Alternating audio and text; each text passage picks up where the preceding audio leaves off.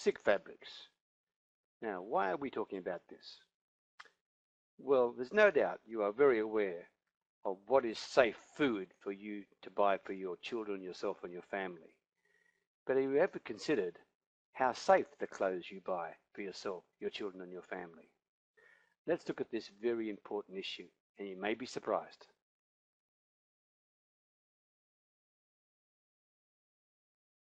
The big problem is us, because as customers, we always seem to get what we ask for. Whether it's the dye colours we want in our fabrics, whether they're colour fast and so they don't run, the printing that's placed on the fabrics. We want our fabrics to be anti-static, anti-fungal, anti-bacterial. We don't want them to shrink. For our children's clothes especially, we want them to be fire retardant. We want them to resist wrinkling if at all possible, so there's little or no ironing. We want them to resist odours, and we want them to be soft. But remember, for many of these features, it requires the use of dangerous, toxic chemical additives. And that's what this presentation is all about.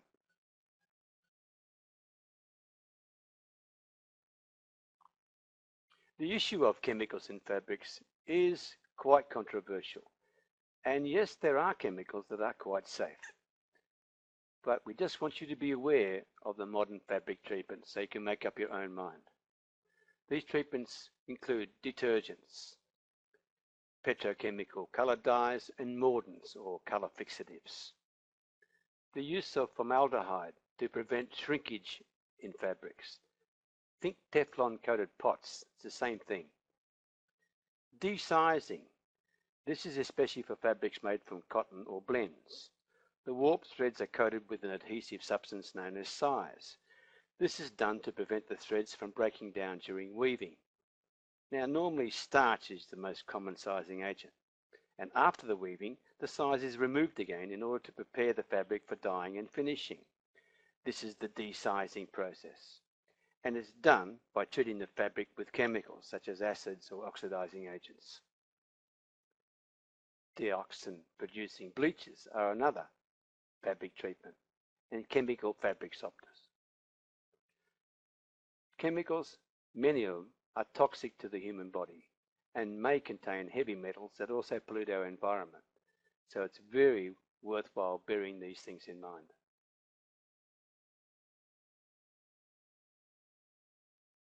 As a customer, your demands for greater convenience with fabrics that are anti-static, antibacterial, antifungal, don't shrink, are wrinkle resistant, odor free, etc. These can and will affect your health. Just be aware of that. There's a widespread and increasing use of chemicals in textiles manufacturing to achieve precisely those things that we are asking for as customers. So, they want to give you what you want, but the question is it worth the risk?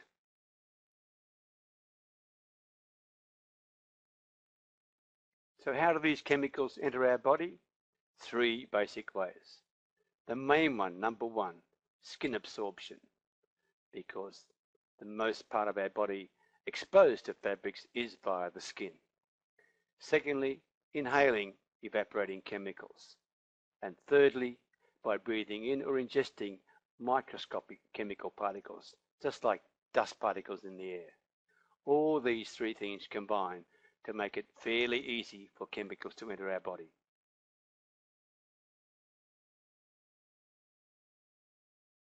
Quite often people purchase inexpensive clothing which are discarded frequently to change an entire wardrobe.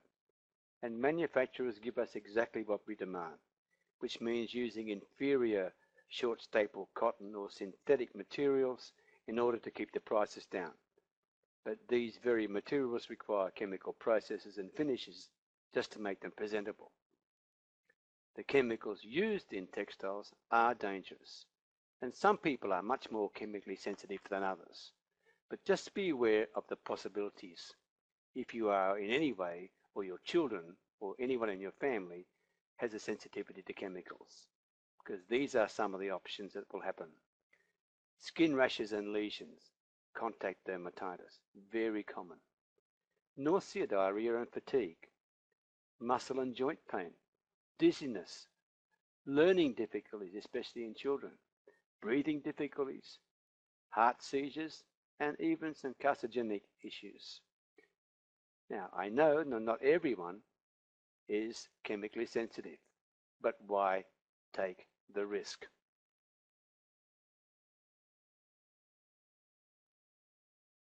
So, bearing in mind the potential danger of toxic chemicals in fabrics, here are the top 6 fabrics to avoid.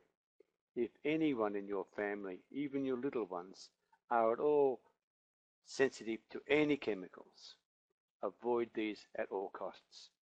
Polyester, acrylic, rayons, acetates and triacetates, nylon, and any fabric that claims to be static or wrinkle resistant, permanent press, stain proof, anti-fungal or anti-bacterial, moth or fire repellent.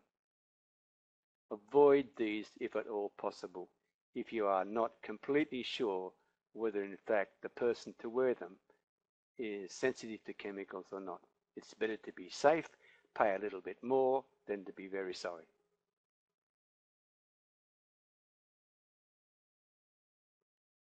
There is a simple way to avoid the real problem of toxic chemicals in fabrics, especially if you or anyone in your family has any form of sensitivity to chemicals of any nature.